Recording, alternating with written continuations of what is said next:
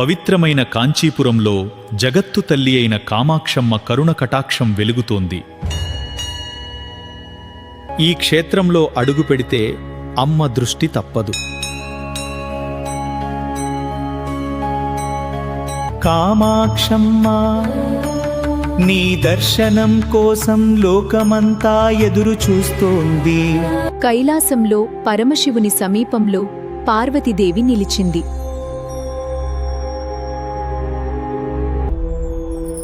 ఒక్క క్షణం శివుని నేత్రాలు మూసిన వెంటనే జగమే అంధకారమైంది. పార్వతి, నీ ఆటతో జగత్తు చీకటిలో మునిగింది. భూమికి వెళ్ళి తపస్సు చేయి. శివ ఆజ్ఞను స్వీకరించి పార్వతి భూమి వైపు ప్రయాణమైంది. పవిత్రమైన కాంచీ భూమిని తపస్సు కోసం ఆమె ఎంచుకుంది. ఈ పవిత్రమైన కాంచీ భూమిలోనే నా తపస్సు ప్రారంభమవుతుంది. పరమశివాదా, నిన్ను పొందే వరకు ఆగను. ఓ పరమశివా, నీ అనుగ్రహం కోసం నా ప్రాణమే తపస్సుగా మారింది. శివా, నా తపస్సు అగ్నిలా మండుతోంది. నీ దర్శనం దక్కే వరకు నేను ఆగను. ఆమె తపస్సు వేడిని చూసి దేవతలే ఆకాశంలో నిలిచిపోయారు. పార్వతి తపస్సు గాఢమైంది. ఆమె భక్తిని పరీక్షించాల్సిన సమయం వచ్చింది. పార్వతి భక్తి ఎంత గాఢమో ఈ పరీక్షతో తెలియాలి. ప్రకృతి, ఆమెను పరీక్షించు. ప్రకృతి మారుతోంది, కానీ నా తపస్సు మారదు.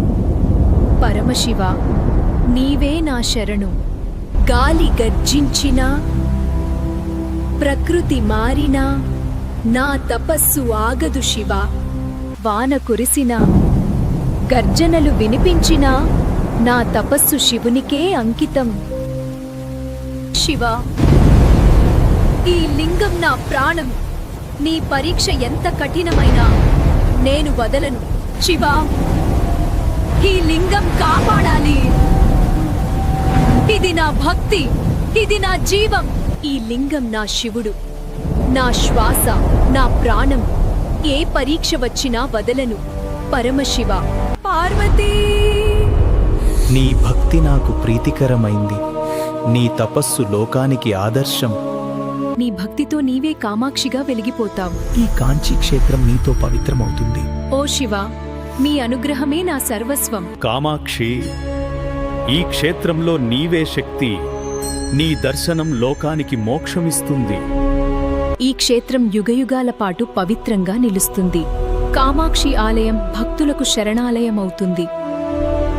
కాంచీపురంలో వెలిసిన కామాక్షి అమ్మవారి కటాక్షం భక్తులపై యుగయుగాల పాటు ప్రసరిస్తూనే ఉంటుంది. కామాక్షి అమ్మవారి కటాక్షం మన అందరిపై ఎల్లప్పుడూ ఉండాలి. ఓం శక్తి, ఓం కామాక్షి.